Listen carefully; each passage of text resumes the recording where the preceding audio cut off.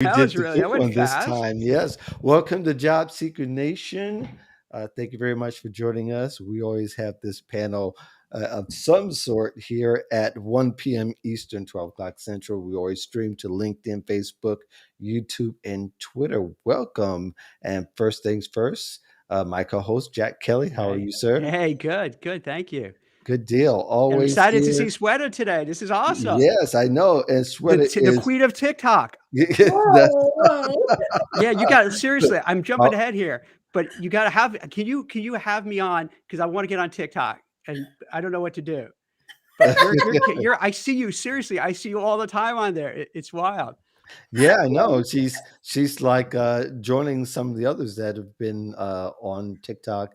I have a TikTok account, and I think I have a few that are up there. I'm still Really, I working didn't see on it. yours. Yeah, Okay. yeah. I have a few. I haven't done any in a long time because Did I've you do been. a little dance or no? Or No, I didn't do the dance thing yet. I haven't gotten to no. that point Yeah, yet. that's where people go wrong. Everyone thinks that it's all about It's. dancing. I was It's kidding. not. Yeah, I know. It's not at all anymore, It right? totally isn't. It isn't If at you ever, if all. you want to see some really interesting, I think JT O'Donnell is also Oh my very God. interesting to Yeah, watch on Absolutely. TikTok and a yeah. lot of fun as well. She does it somehow. Yeah, So, it's Oh my really uh, God. become You'll be it's really right. become a lot of Gen Zs. I mean, Gen Xs on there as well.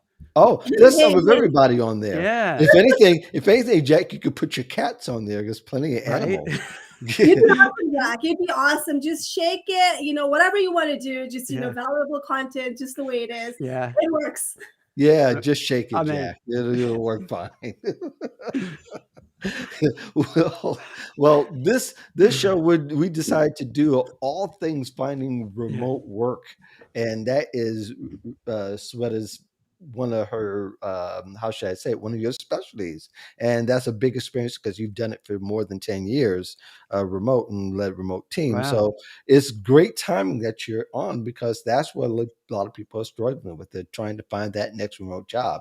So we want to help them out. Welcome you guys in the chat. If you want to give us a holler, feel free to. And we'll always be glad to interrupt what we're talking about and be glad to talk about what you want to talk about. So, welcome. Abdus is joining us. Muga is Muga, yes, my friend. this I'm thing. streaming it live on Yeah, my account as well. There are yeah. like 42 people watching on my Oh, Nice. channel. oh, that's very cool. We have an international audience, which many times we get anyway, but we figured with you especially. I think Daisy was that way, and Adrian Tom was that way. They're all from Canada and all brought their peoples with them. So feel free to ask any question.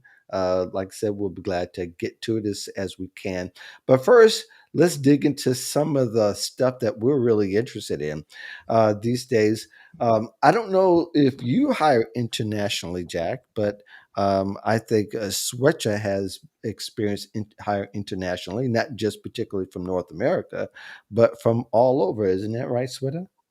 Let me just go back. So Go 10 back. years, Go 10 back. years leadership experience overall, more than 10 years in a corporate world. But I've had a privilege of leading a remote team where they were not work from home, but they were working in a different province. I had a Okay. bilingual team who spoke French and English both. I led those teams for a couple of years. And that, I've done so much, I've dropped the ball so much. Lesson learned. And when I founded the teaching duo, obviously everything was like virtual. So I had to hire a freelancer, and those were work from home. And I literally practice all those things that I would do differently from the corporate world. And I think I want to put the disclaimer out there. I think leading a remote team, it's not a one size fits all. It depends on industry. It depends on the type of people that you're working with. And we're going to go about expectations from the leadership perspective. Also, how do you report to remote boss? Because I've done that in the past, and lesson learned as a direct report. So we're going to talk about it today. Oh That's yeah. great. So that's great It- that you have that experience because right right. now that puts you on the forefront because it seems everyone I'm speaking to, for like my Forbes articles, they're either remote, hybrid, or the new term I'm hearing. I don't know if you use this term, Sweta, flexibility, meaning that they're going to empower the workers to decide for themselves what they want to do. If they want to come in, they can come in. If they don't, they don't. They want to come in one day, and just they treat them like adults. So you have a leg up on this because I think a lot of companies are just starting to figure it out. Absolutely. And I think flexibility, to be Yeah. honest with you, I was a micromanager in the corporate world when it came to, giving flexible hours. I think it was the nature of our business altogether. It was a contact center. We had a stakeholder, internal stakeholders as well. So flexibilities were not an option. But then if I were managing the same type of team in a corporate world, I would do so many things differently based on the nature of business right now and based on, protocol and mental health and so much, right? I've evolved as a leader, and I apply all those techniques right now when I'm working with a freelancer, which is flexibility is a great deal for them. And I've hired international people, some people from states as well. They have their kids, they have to go pick them up and stuff like that. They're like so much that I'm learning right now from teaching you as a consultancy altogether. Wow. Yeah, I think one of the things that people often get wrong, it is not utopia, because it could be a very frustrating experience if you've never technically worked from home. All the technical aspects that you didn't have to deal with at the office, that you can call someone to do and they'd come do it for you. You don't have that luxury of doing it at home. Absolutely. Do you So have think? you done? Go ahead. Do you think it's going to be different? For the last nearly 2 years, the vast majority of white collar workers were working remotely, but it's kind of we were thrust into it. Is it going to be different once we're like past the pandemic and it's maybe an endemic where it's still COVID but not as bad? Is it going to stay the same way, or do you think the way people work and the way leaders and managers watch over them, it's going to change? Mark, do you want to go through it? And I have my own perspective on that. No, no, no. I would. Well, I'm an we're inquiring mind, right. Yeah, like the you're one the expert. suggested. Yeah. So Okay. Yeah, yeah. You know what? So here's the thing, right? I think this pandemic actually taught us so many lessons, including myself as well. We're all human at the end of the day. And I think adapting to new things takes Mhm. time. I mean, 4 years before, I would never have imagined that I'd be leading a team who's working from home and I'd be saying, it's okay, it's okay. You know what? Go pick your kids. It'd be like, I don't know, right? But now it's like that's cool. That's cool as Yeah. long as it gets done. That's cool, right? I think I have changed as a leader, and I think I'm getting used to it. It was hard for me working 9 to 5 corporate world and leading a team who are remote. And even when someone asked me to, can I leave early? It's like, oh my God, what would the stakeholder think if I actually apply that rule to you? Then everyone's going to come to me and say, can I leave Yeah. early, make up hours, right? I had to think about it because there are so many internal stakeholders I have to please. And plus, I had to monitor productivity. And it all boiled down to productivity. At the same time, now it doesn't matter. Get it done. How? I don't care. Communicate, over communicate with me. And I think we are actually moving on from that to just get it done, but keep on communicating with me. Don't just go dark on me, right? And I think over communicating is the key thing, in my opinion, right now. Having like daily team huddle, daily check-ins, but it might not work for everybody, because I was just talking to one of the leaders this morning, who's one of my clients. They do team huddle every time in IT world because they have to do it. But the other guy who is in a financial, analyst role is like, whoa, whoa, whoa, that's a micromanagement for me. I can't take it. So that's why one Yeah. size does not fit all. It all depends on what your direct report wants, what kind of team dynamic you have. And, as a leader, you have to adapt to their personality and what works for them as well. And that's my opinion. It's not, okay, well, we're going to do this way, but what works for you all? Let's see. Darn That's a those lot. That's a lot. traditional, darn those Yeah. traditional controlling values that we have, right? I mean, really, it is something that people are used to thinking that Big Brother's watching. So, there was a big deal a couple of weeks ago, and I think it's still a deal now that people are finding out, oh, you're monitoring me from home. Oh, you're really watching every keystroke that I make, or at least look at being able to see what time I'm actually logging on and off, or even to the point of watching the camera. I can't see your eyes anymore. Do you find, isn't that's something that you had to do at that time, or I did. was it that close, Yeah. or was it just project based? Get it done. Let's have some times to check in. So when the team was, so what happened was I was leading the team who were not remote, and all of a sudden department got restructured, and I was placed in that new role where everything had to be restructured. So then I had a remote team in different province, and first thing was, oh my God, I've never managed a remote team. I've always seen my team in front of me. Now Hmm. it's bilingual, different language. I don't speak French as well, and there's no other French leader, my partner in the other city, other province. And I wish I'd gone back and reached out to the people who have led the remote team before. Hey, can you give me tips? Because as a leader, no one teaches you. You're expected Hmm. to manage a remote team. I still don't think that corporate world or anyone who would actually put the process documents of it, hey, these are the thing, take a look at the process documents when the new leaders are promoted, or there's a bilateral move, whatever it is. I don't think anyone sits down, your bosses or boss's boss, anyone, or learning and development team, or anyone from HR teaching you this is how you might want to go. I don't think we're being coached as a leader how to manage. Hmm. We just have to learn, and at least for me, I can speak myself. I just learned as I went, and as I said, there were so many lessons I've learned that when I look back right now, it's like, oh my God, I can't believe I did that. But the situation is different right now, right? So we all Hmm. learn. And as long as you self-reflect and don't do the same thing, I think you are at good start. But reach out to those people first before you start putting the expectations, I want this versus like, what do you want? How do you like to be managed? What works for you, right? Over communicating for some might not be working, and over communicating for someone in the team would be, oh my God, it's fantastic. I need daily coaching. I need weekly coaching. And I think my strategy was pre-scheduling those coaching every week and never canceling it, especially with a remote team. I'd be Hmm. on a phone call. Like if I have to coach for more than 2 minutes or something, I'm hopping on the call with you. There's no email going back and forth. I would travel every week, right, to have a team meeting.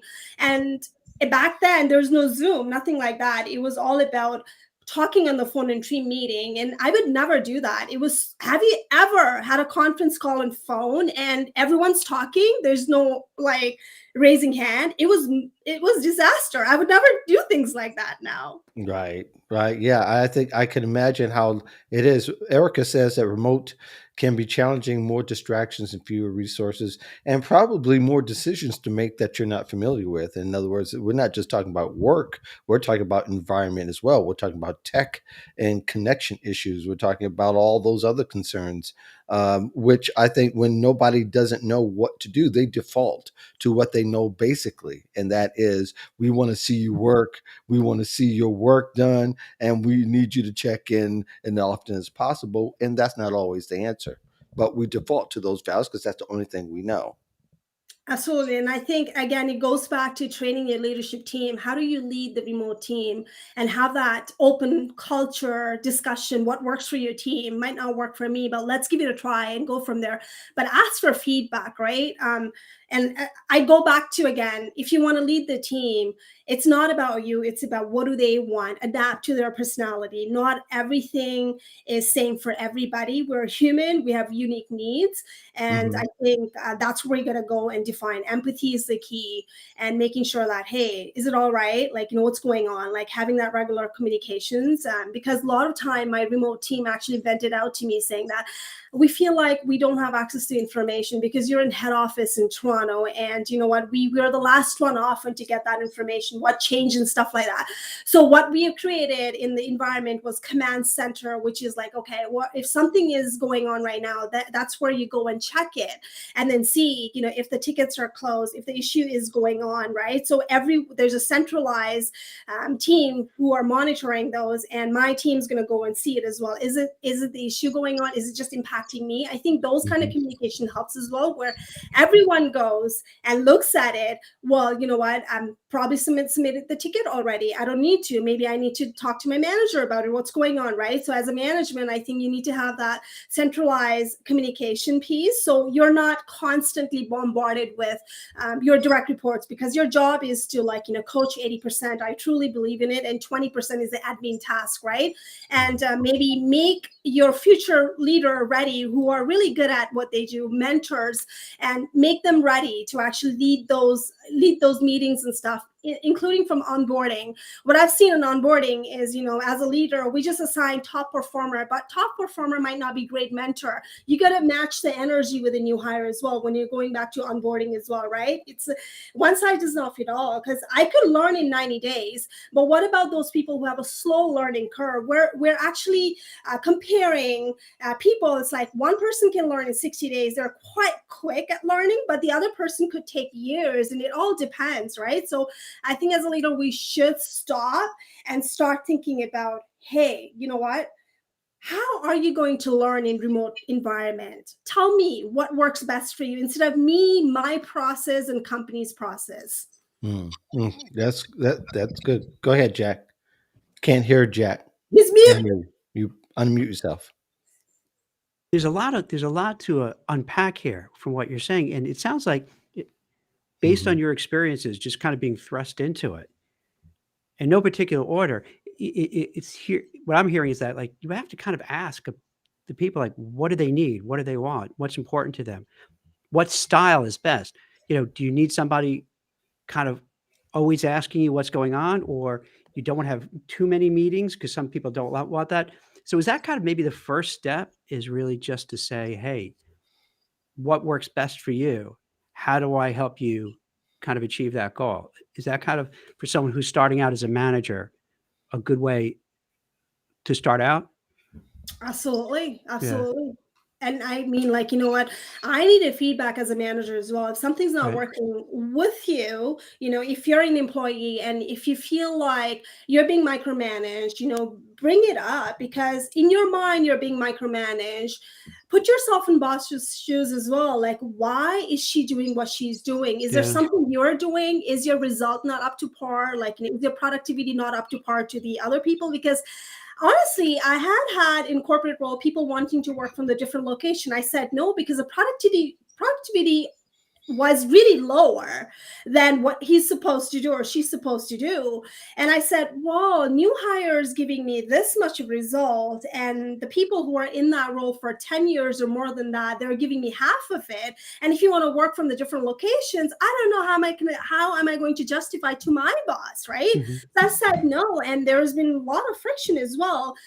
And I think it boiled down to the trust and productivity. And one of my new hire, one of the example was, who got into the banking world, and she was crazy doing like very high productivity, and to the point that she was not even taking right break at the right time, and she was killing it. And then when I asked, like, hey, do have you measured your standard against the tenure people folks there? What's the average per day you should be doing? And she was going like crazy. And the managers were all loving it, but manager had no idea that she was killing it to actually, pass that probations and everything. It's like, I want to be there. I want to keep this job before ever employable.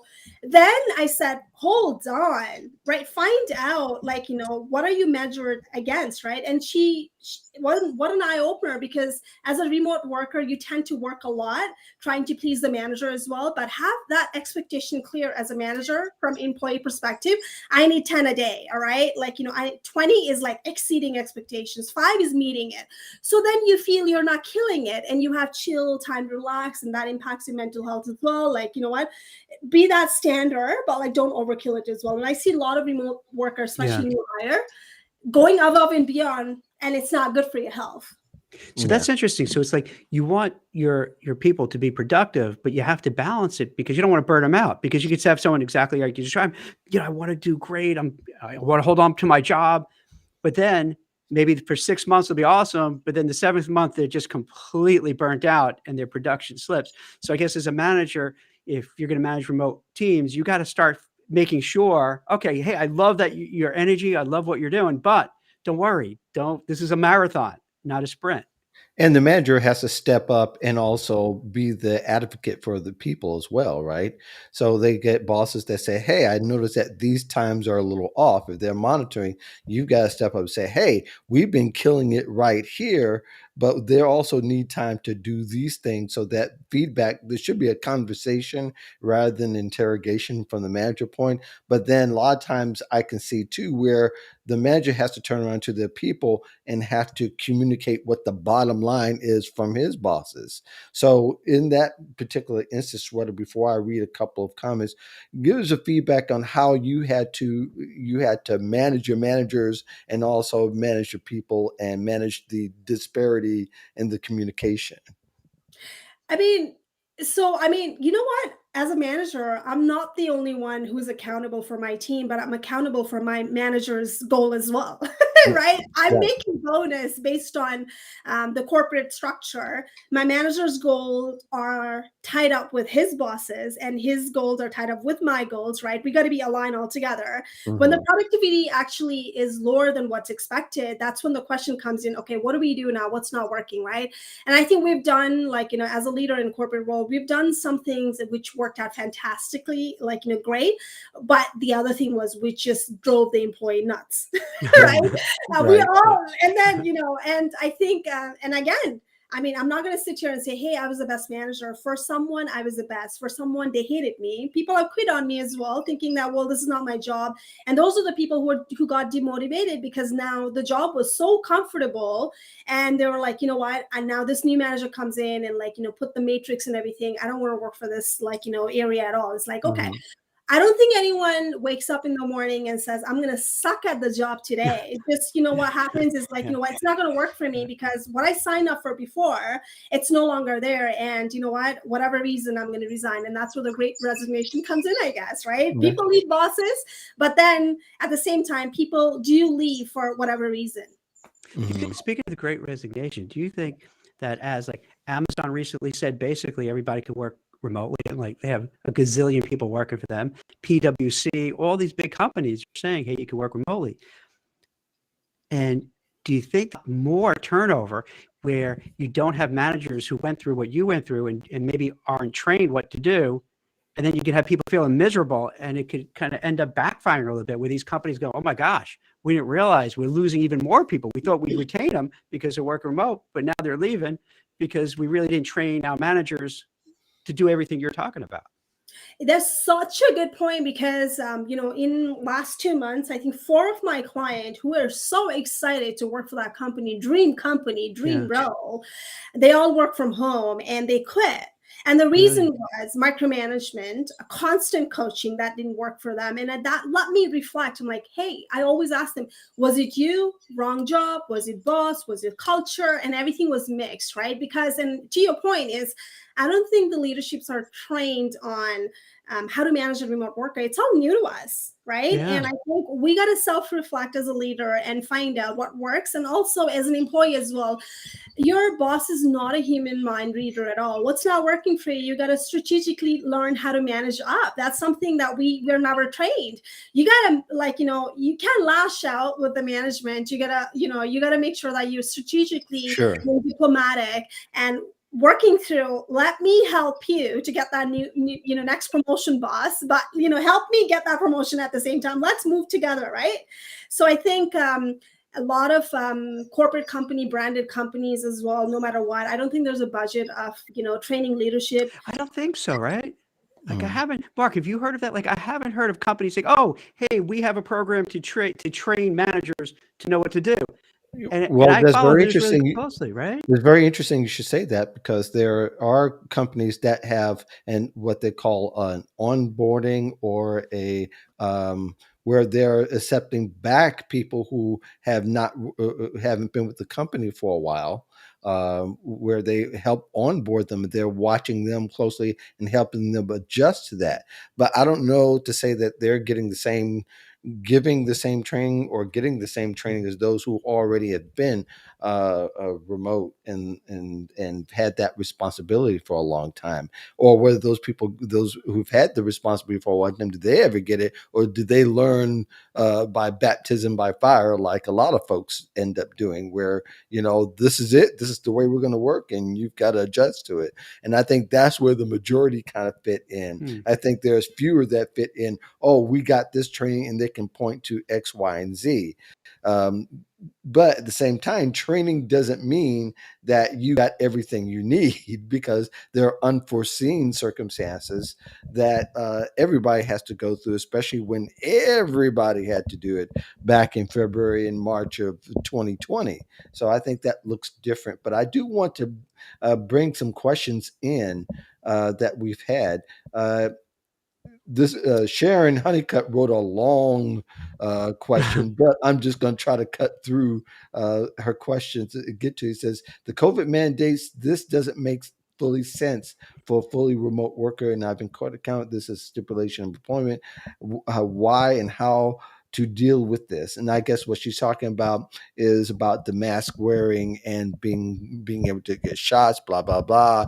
Why do I have to get all that? And yet I'm fully remote. And probably they're not speaking to those who are fully remote, who are in their own domain and basically are those responsible for their own health, is what I'm this conjecture, by the way, that maybe it applies more to people who are going into the physical office that does to those who are fully remote. That's one thought. Was there another way that you guys can interpret that, guy?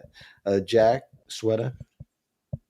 Jack, I'll let you take it while I'm Sure. still reading. I mean, I guess it seems to me that that Sharon is concerned. Hey, I want to go back, but it doesn't make sense for a remote worker that you have to adhere to all these restrictions.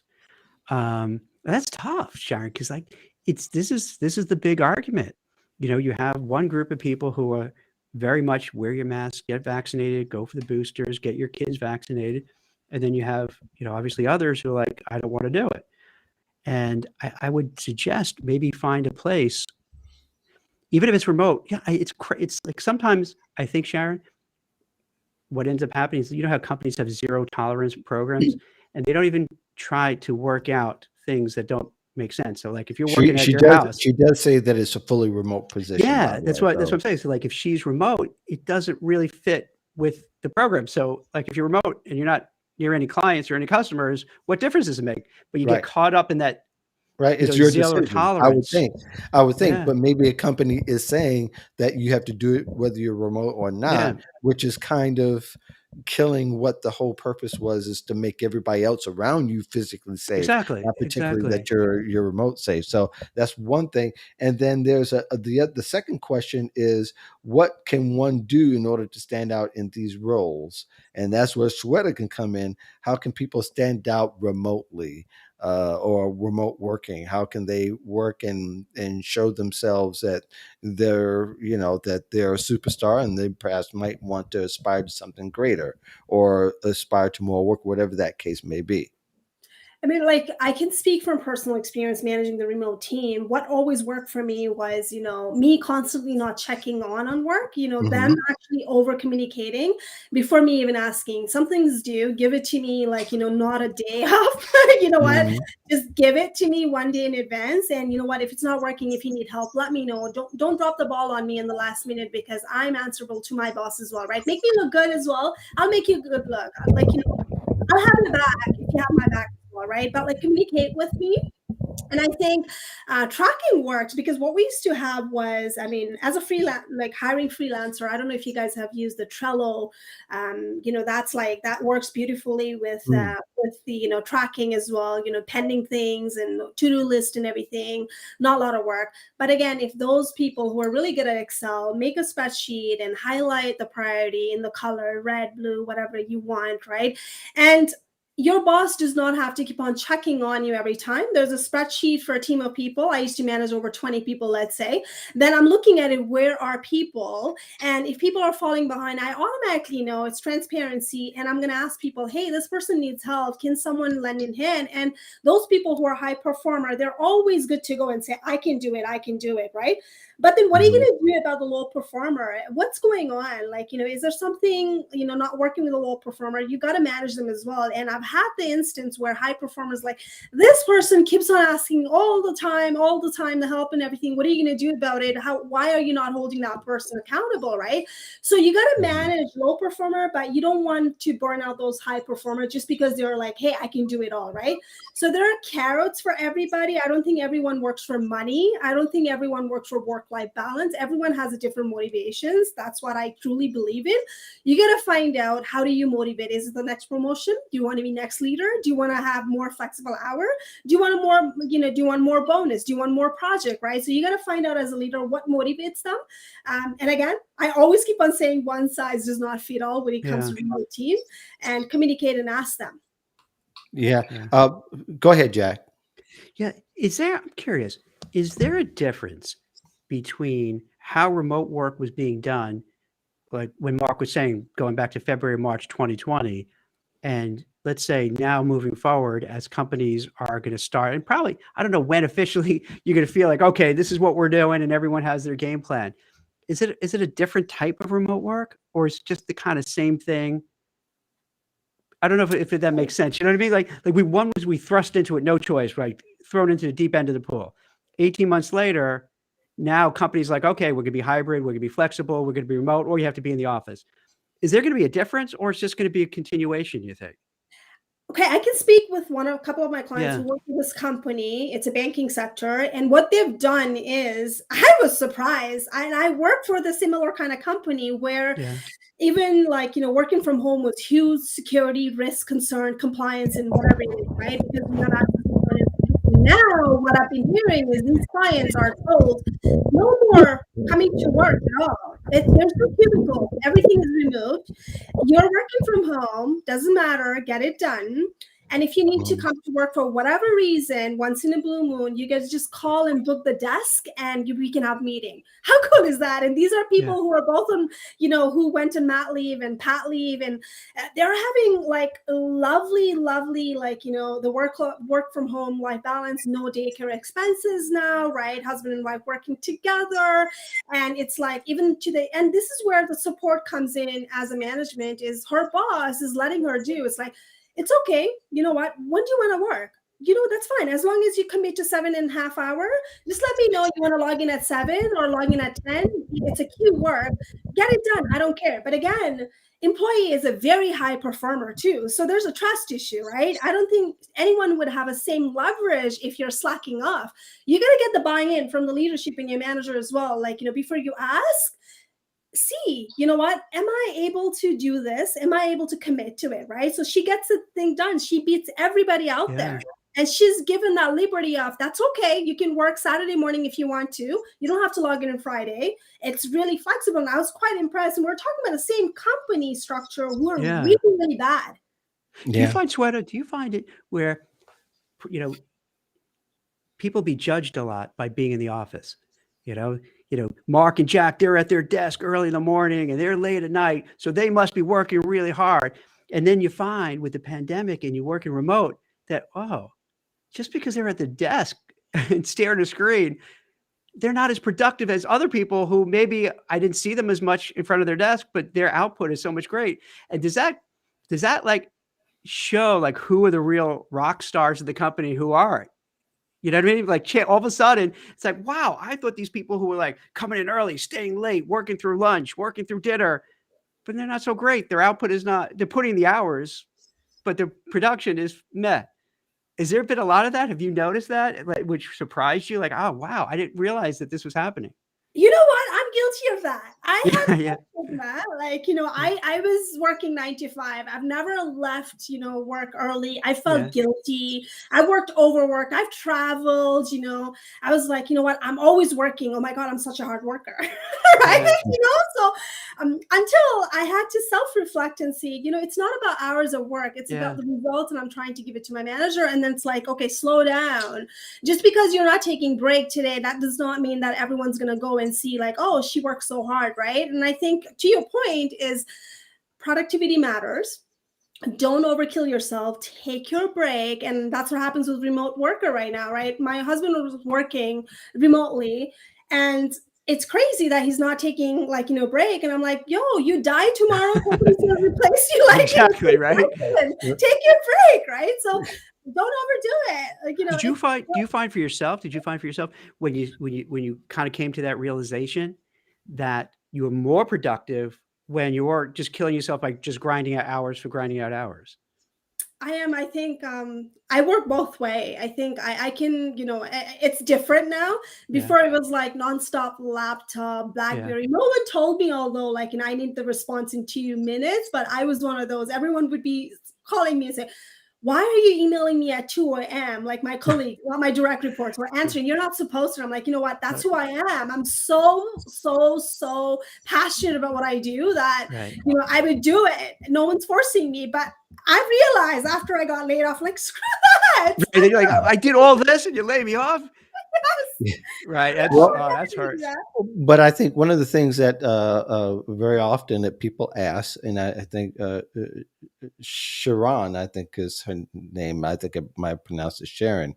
But one of the things people want to know is how to find these remote jobs and how to go about. So, Sweta, maybe you could talk a little bit about, or can you talk a little bit about how your clients are finding remote positions and how they're actually taking the next steps after they find them and applying to them. And I'm sure it's just not cut dry always where they can just apply and automatically get a response whether they're good or not. Does that Absolutely. come to?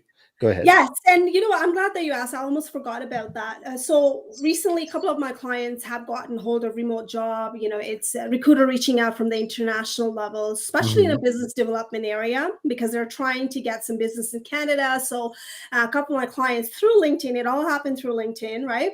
Hmm. So they want something in Canada and they're like, okay, who to go for? So obviously your LinkedIn must be optimized, and branding needs to be crystal clear before Right. someone reaches out. And for those of you, I think I've done the video on YouTube, teaching your YouTube channel how to find the remote work. I give you the screenshot of it. And Mhm. then there's like step-by-step guide. How do you go and locate the remote work? But I'll tell you what, I can tell you that there are a bunch of remote work, but at the same time, what happens is it might not work for your industry. Some industry, it's still warranted that you go. There's a hybrid model and everything. You got to figure out, like, where you fit into the bucket. But if you want to find the remote work, still go out and see on LinkedIn, type in remote on the location. But again, there's a Boolean search way to do it. I have free resources on my website, teachingyou.com. Under free resources, there's LinkedIn. You can go and download right now. And then, you know what? It gives you the step-by-step guide of how do you search for a job in your industry, a remote job. And you can see it. And I'm sure there are like so many of job, and you can reach out to them and, apply for application. Well, I have something you can maybe put on the side too, because Mark, I'm glad you brought it up. We just put together a site, Remotify, which is jobs for white collar professionals. Right now, it's the U.S., so it's you could go there and you could just search for remote Right. jobs really across the country. I would have it international as well. And where I've noticed that a lot of these remote job boards, they started out a long time ago, so they're more for like software engineers, kind of creative types and what have you. These are more for your typical kind of maybe banking, investment banking, that usually in the past, they really didn't work remote. So this is kind of an opportunity because I do feel this is going to be, I don't know what you think, Marcus, but I think this is going to be such a dynamic time coming up because there's going to come a point where all the companies can say, okay, here's what we're doing. And Right. either it's going to be remote, hybrid, or flexibility. And you're going to have millions of people here in the US and multi-millions around the world that are going to be doing this. And I think there's a big need. And this is why I was so excited to have this conversation, have Sweta here, because there's such a need. How do we make this work?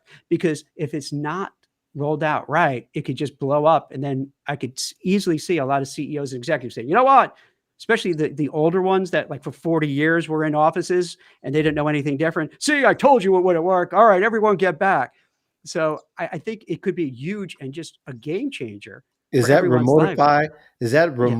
That's Remotify dot AFY, AFY. It's Perfect. I'll H add AFI. that. apostrophe. I'll add Okay. that in my free Yeah. download. I'll put it in there so people can see it as well. We also have the link for job seekers, like linked on our the blog. I'll add that as well, and I'll add yours too. So that's Thanks. beautiful because tomorrow I'm doing the employment webinar for employment agency in Canada.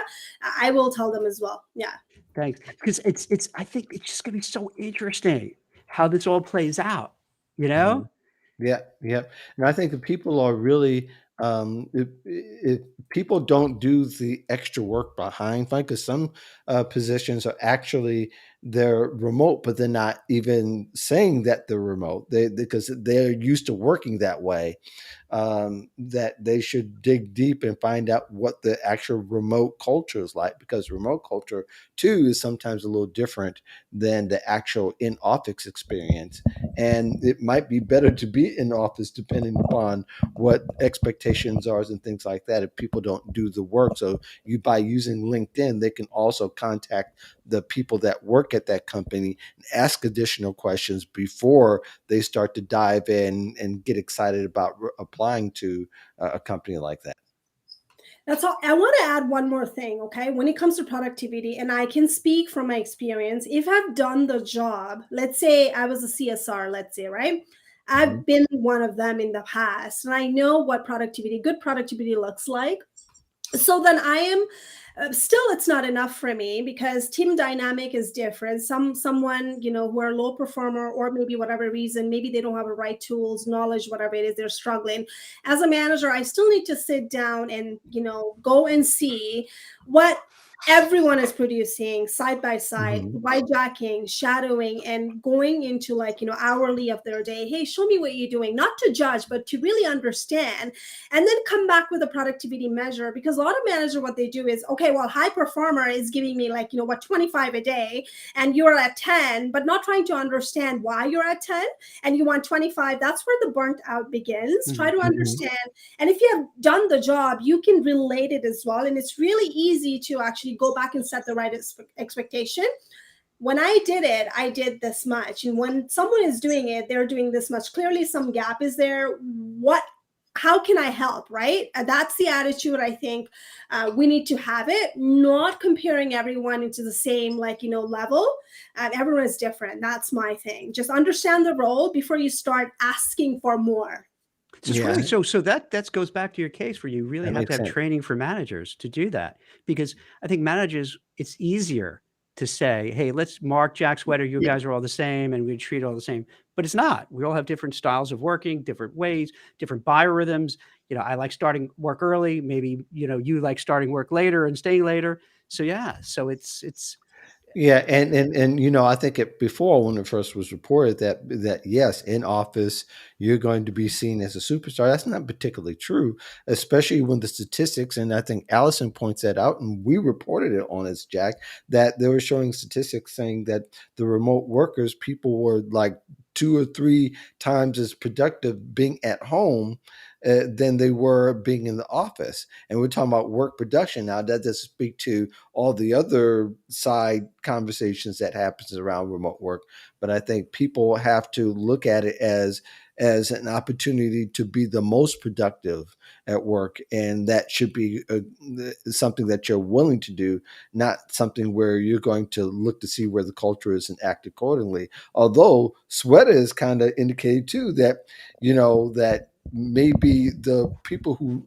tend to overproduce and overwork are seen a lot differently, and people are saying you need to scale this back because you're making us look kind of bad here. That's exactly my point. Because my clients were told, they're like, yeah. slow down, you're making us look bad. And then I've always gone back to my client and said, listen, you know what?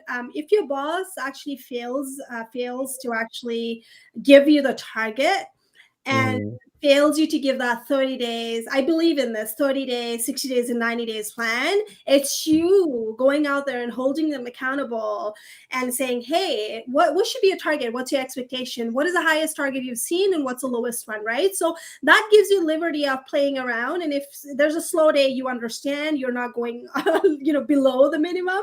And then, you know what, if you want to be a high performer and going there and you want that next promotions, you know what, my thing is, work hard even if no one is watching, because at the end of the day your boss would know than anyone else. And next promotion, if you want that, then you got to shine out, you got to do more than other people, right? I mean, yeah, networking helps too, but at the end of the day, bosses do not promote you to look you good, to make them look good, right? Mhm. Yeah. Yeah, yeah, and that ends up being a conversation and could be quite uncomfortable if two people are coming in two different pages.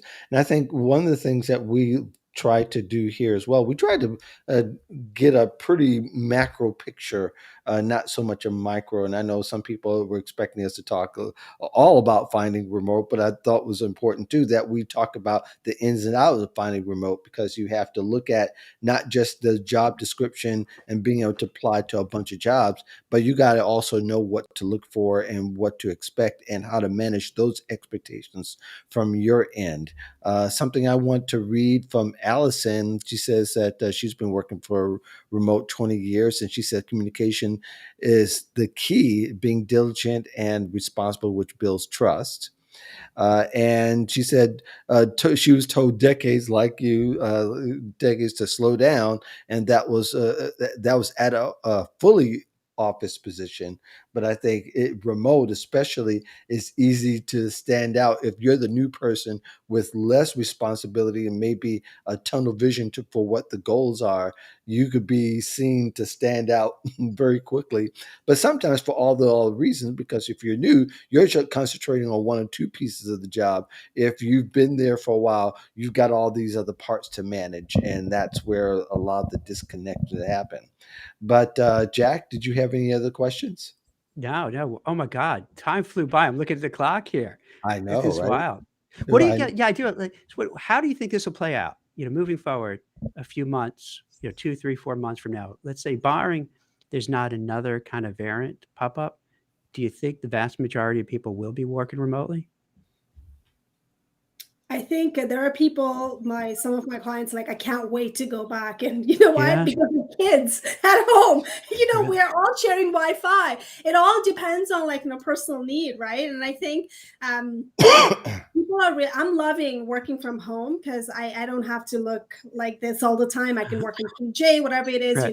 Maybe there are other people, they want to just really have that client conversation. It depends on the industry, I think, and it depends on the personal need. If I were to ask, like, I never thought myself in the corporate world that I want to work from home. Even though I had an option to work from home and log in, I never worked unless I was sick. I never did it because I was not that kind of person. But now everything changed, and I'm loving it. So I think it's all based on the personal situation and needs. Do you think the people who go back or want to go back, and I completely understand why, that they don't want to do 5 days a week? They'll come back, but be only like 3 days or something like that. It's I think I think we did one survey out in my team. Would you like 4 days a week or 5 days? I'm talking about a couple of years back, and everyone was like 4 days. I want 3 days off. And I'm like, okay. And you know what? I've done that as well. Like 10 hours a day, you're done. But I think it burns you out. It feels like 12 hours a day. But then at the end of the day, you have 3 weeks off, right? Yeah, well, yeah, and I guess if you, it depends on how you manage your work overall. I mean, that's not to say that people are really good at managing their workload, because usually it's either all or is sparse, and everybody else on the team might be full on, and I can see where the discrepancy actually happens, is that people just have different workflows, and like I said, you got somebody new or somebody with less responsibility who has tunnel vision, as opposed to those who have much more macro look and macro responsibilities, that there would be that discrepancy. And I think it is better ultimately, treat adults like adults. Let them trust them to do the work, and they will show the earth. Then you can address the performance issues if you have to in the long run. So, yeah, I think that's really important. In the meantime, we are coming close to the top of the hour. Sweta, thank you so much for joining us here on Job Seeker Nation. And let Job Seeker Nation know, what do you have coming up that they should watch for, that's important to you, that they might find some value in? Oh my God, you're asking me the interview question. What's your long-term goal? What do you Well, Where do you see we're yourself looking in for 5 one years? thing that you want people So to tell us about follow along yourself. with What are you. your 5 That's years all it is. plans? All right, What so, are your strengths and weaknesses? right? Okay. So I'm working on the course TIY, which is teach it yourself. So I'm working Yeah. on that for our website, and hopefully it gets done. Just on a final stage of editing and stuff like that. So kind of like I'm still debating on it. What's the good way to go in there? I'd like to give. I don't know if Sarah Johnson and Virginia and Adrian Tom is watching this. I'd like to give shout out to these co-founders. Beautifully done. Job secret weapon for job seekers for DIY. If you want to download anything, and you don't want to spend so much money in coaching and you can learn yourself, please go ahead and download. And I'm so honored to be on that list as well. I have the networking templates ready to go for $5. It's worth it. Go ahead, there's a script. And shout out to everybody out there. If you want to go and do DIY, that's a job site for you right now. It's like Amazon, pretty much like all coaches coming together, vetted out by these 3 ladies. And then you know what? You can download whatever you want, and you don't even have to hire any one of us. Yeah, How cool is that? that's good. No, I like the idea, and we've had all 3 of them on the show at one time a few weeks back. That was a pretty big show. Jack, you got anything that the Well, people should know yeah, coming but up? I'll give it back to Sweta. So for yourself, I know you talked a lot about what you do, but you never really talked that much about your company. So maybe you could share for the audience a little Well, bit what? more about what you do and all the good stuff. So this way they have a good feel for what you have to offer. Absolutely. Thank you. I this is where I just, I just let it go, assuming that everyone knows Teach and Do, right? And that's what they say. You should not assume. So while Teach and Do, I'm a founder and CEO at Teach and Do, and I quit my corporate world. I used to manage team. I quit my corporate world to actually give it back to the job seeker. I normally work with a niche market, which is newcomer to Canada, immigrant in Canada who are lacking that Canadian experience. Also, personally, I was laid off as well. And at 30, I felt like there was ageism. Trust me, I felt like I was too old to bounce back. So I help people who are laid off and help them bounce back with the confidence, especially those people who never had to look for a job, who got the job in networking, through networking, what else. So I teach that. Everything is online, virtually done, live. And, I'd love to talk to any one of you who follow on that bucket, and then we can go, from there if we're the right fit or not. So again, teachanddo.com. If you want to talk to me and, see if we're the right fit, go to teachanddo.com appointment. I'd be more than happy to have 30 minutes discovery call and see if we can, connect. That's Awesome. great. Awesome. How about you, Mark? What's going on? Well, let's see. Friday, we got another show. It's her name is Kelly. She's going to be on with us here on the Modern Job Search Checklist. Join us is at Friday, 1 p.m., as we always are. And I know the holiday season's coming up, so we're probably going to have some more holiday content between both shows to talk about how to find a job, how to navigate this particular era, because I think it's a lot different. Usually companies are advertising for retail jobs, and those aren't the only jobs that are being advertised right now, because there's lots of other jobs that are become available. But it's a very interesting dynamic. We're going to look to parse the difference between all of those, as well as other subjects we got coming up and a bunch of guests we have coming up. So instead of going into it, Jack, Remotify is your new subplot. Yeah. I'm always doing something, bro. We're always know, working man. on something. You're always This is remote work. I gotta tell you, like, Sweta, you can appreciate this. I'm working all the time, but not because it's just, I don't know. I find like, I don't know what else I'm going to do. I don't have the 3 hours of commuting anymore, going back and forth to Manhattan. So you get 3 hours, but it's more than 3 hours, because then there's like an extra hour-ish that you just shot and exhausted. You know what I mean? When you come home. So I find I have so much time. So I'm like, all right, let me be productive. Yeah. Good. I mean, like, that's what happens when you're working from home. Right? I feel like I'm working like 10 hours a day, more than that. But when you love what you do, to be honest, it doesn't feel like you're working. And see, that's a big thing. Yes. See, that's the key. Because if you don't like it, then it's misery. If you like what you do, then that's cool. And if you love what you do, then it's like, all right, might as well do this because I Yeah, have fun doing it. Yeah. that's how I find it. I Yeah. love what I do, Yeah, so like you're like on LinkedIn all the time, or like all I do is I it turn it on sure and seems see like you're it. interviewing someone. I'm Yeah, gonna I Yeah. go know, a TikTok now. I'm perpetual gonna go LinkedIn. TikTok. Do you guys want to hop in? You know what? I'll take you up on it. Yeah, because I'm telling you, it's I hate to admit I'm spending way too much time on TikTok checking it out. Yes. Yeah. Yeah, now you might as well use it for something now that Yes. you're watching it like Yes. Yes. everybody else. We are going to cut So it short here. So the rest of you, thank you yes. very much Well, for joining us at Job Seeker Nation. We'll be back next week. As always, we've got guests all the way till the end of the year, just yeah. about. We are not going to be here on Thanksgiving week, and we're not going to be for a few weeks during the Christmas break. But other than that, we've got guests. Yeah. People are coming on. People are asking about it. So it's going to be great. So thank you very Excellent. much for joining us. Thank you for Sweta, thank coming you here. very much Thank you. It for was good seeing you joining again. us here. Jack, thanks. Yes. And the rest of Thanks, you have a bro. great weekend. Excellent. Peace in the Valley of Love. Thanks.